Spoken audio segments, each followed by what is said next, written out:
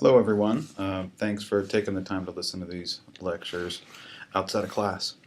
As you see here, I've got to open up the slides for the second part of person-to-person microbial diseases associated with sexually transmitted diseases, and we'll just sort of walk our way through the rest of this material, and then I will post a second lecture, recorded lecture, later this week that deals with another group of disease-causing microorganisms. And so you all should have access to these PowerPoint slides on the Blackboard site. And if you have not downloaded them, you'll be able to see them here on this recording, or you can listen to this and watch or click through the slides on your own separately on PowerPoint if that makes it a little bit easier to see. And so we left off last time talking about a spirochete-caused disease known as syphilis. Talked a bit about the symptoms there and timing of infection, as well as some of the treatment options. And we'll sort of continue that vein of discussion as we look at some additional disease-causing organisms here. And here we'll talk about a few more. Well, thus far we've talked about a couple of bacterial-caused diseases. And here we'll sort of transition and talk a bit about some viral-caused STDs. And then we'll also touch a bit on some protist-caused sexually transmitted diseases. So here we'll talk about chlamydia. This is one of the most prevalent STDs, and you see over here on the right-hand side of the slide is an electron micrograph of some chlamydia cells attached to the epithelial lining of a human host. This is different than some of the other bacterial pathogens and other pathogens that we'll talk about that are not viral, and it's an intracellular pathogen. This is a class of microbes that is related to some of the prokaryotes that have evolved into mitochondria. It has a specialized life cycle that is garnered towards or geared towards infecting an animal host and then actually having that infectious stage exist within the host cells, not just inside the host tissue or circulatory system. This is something that has common traits, disease traits amongst both males and female humans, associated with oftentimes with urethritis, which would be sort of infection of the urethra, proctitis, and potentially can lead to sterility within just a few weeks after infection. So it's a fairly can cause a fairly damaging outcome of a sexually transmitted disease. In men, oftentimes you can also see inflammation of the prostate or infection of the prostate. In women, this can also lead to ectopic pregnancy and pelvic inflammatory disease. So some differential conditions there associated with the pathogenicity of the organism that's different, and also some commonalities depending on which sex is affected by the pathogen. This organism can be diagnosed in a number of different ways. One way is to actually take a tissue or blood sample of an infected human and then do a PCR-based test to look for traits associated with a genetic signal from the organism, or you can do this with a monoclonal antibody looking for protein signals. And there's a suite of antimicrobials on the market that are quite effective at treating this particular prokaryotic pathogen.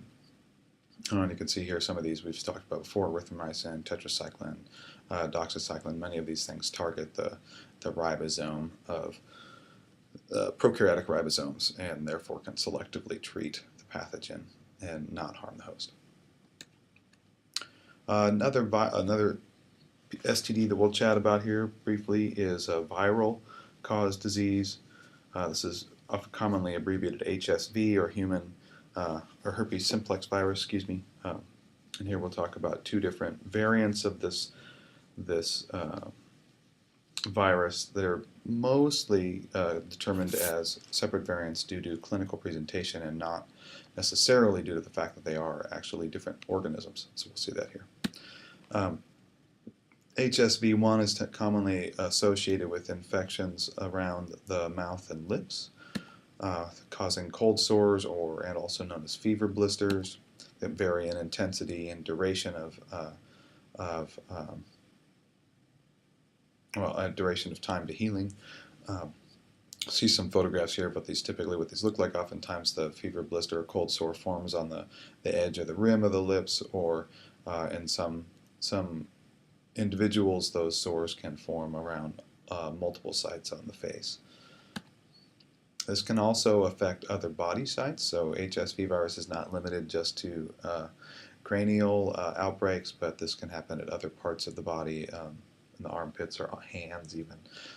Just depends on where that virus comes in initial contact with the naive host. This is something that's spread via direct contact, so oftentimes those sores, or when those sores form on an infected individual, they come about due to a lytic phase of viral replication, and as that tissue is destroyed due to the lytic phase, the sore forms, and then fluid that leaks from those sores carries many intact and infectious viral particles. And so oftentimes those viral particles to transmit from one host to the next require direct contact between that material and some naive tissue. Typically, those lesions or viral outbreaks or lytic phases of replication of the virus will last anywhere from a week to 3 weeks, and they heal on their own. However, the virus remains intact in the host and able to continue to replicate in the future during future outbreaks. So this is essentially an example of a latent phase infection that oscillates between latent phase and a lytic phase. Oftentimes this outbreak or this transition from the latent to the lytic phase can be induced by a variety of different environmental stressors to an infected host, ranging from anything from high levels of UV exposure or sunlight exposure to physical, mental, or emotional stress.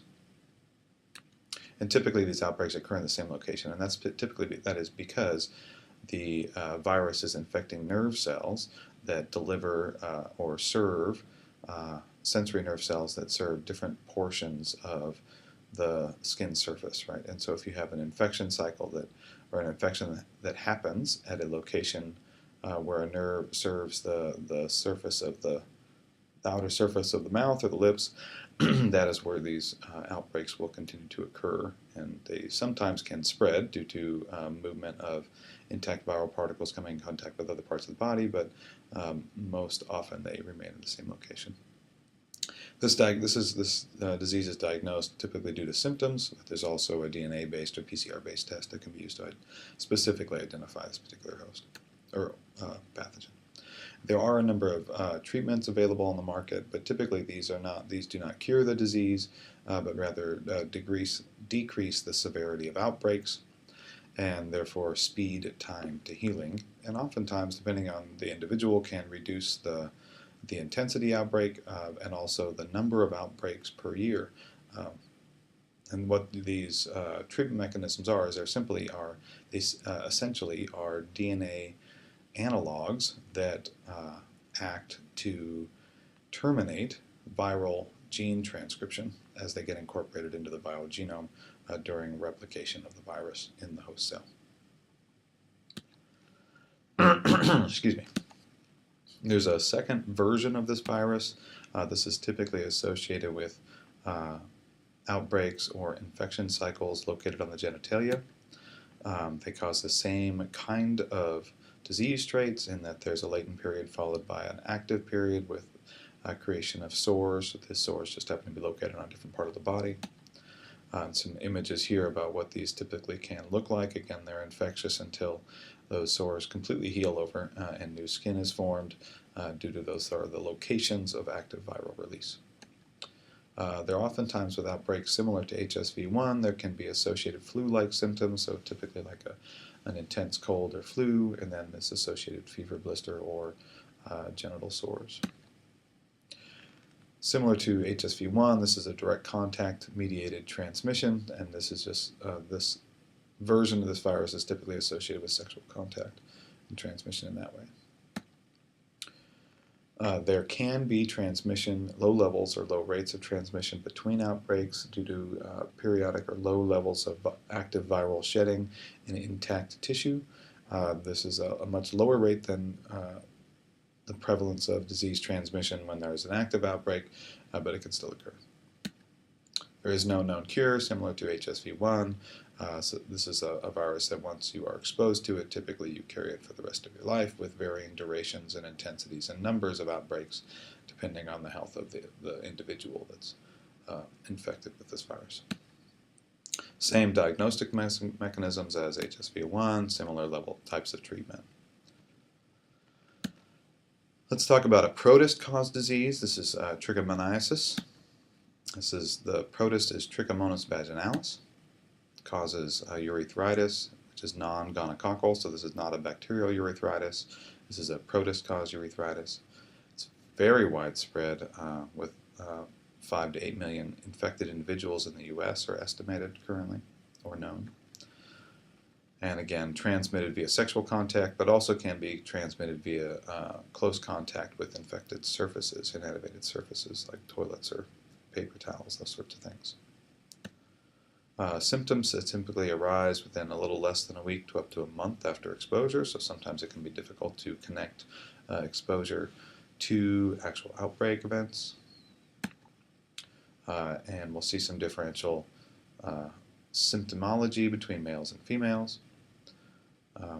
Males typically are asymptomatic, or they may have a painful urination and whitish discharge from the penis. Females tend to have a more pronounced symptomology with painful urination and vaginal discharge and vaginitis. Diagnosis is typically symptomatic due to sort of the coloration and smell of the discharge. This can also be more further determined with PCR-based tests and as well as OR protein-based tests. Treatment is typically used with a single large dose of an anti-protistin drug or a 7-day course with a lower concentration of the same suite of options there. Moving on, we'll talk a little bit about the human papillomavirus. It's again another viral caused disease. In this case, this is the virus that causes genital warts. These can be oftentimes are associated with wart formation on the genitalia, both on males and females, with the differing levels of severity. Typically, these warts go away, but after a prolonged period of exposure, for up to within 2 years or so. Some of these viruses or variants of this virus have been known to progress to cancer formation in infected individuals. And there are a large number of individuals infected in the U.S. With an expected or a proposed very high rate, or estimated high rate of new infections each year. There are a couple of vaccines available on the market for this particular virus, and a lot of this is being advertised for use or promoted for use in younger and younger individuals, mostly due to the ability of these vaccines, or the projected ability of these vaccines to potentially limit the ability of this virus to move from an initial infection to causing cancer in women.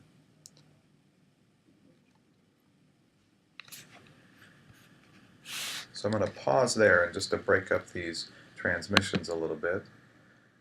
And on the next transmission, we'll talk about HIV and AIDS.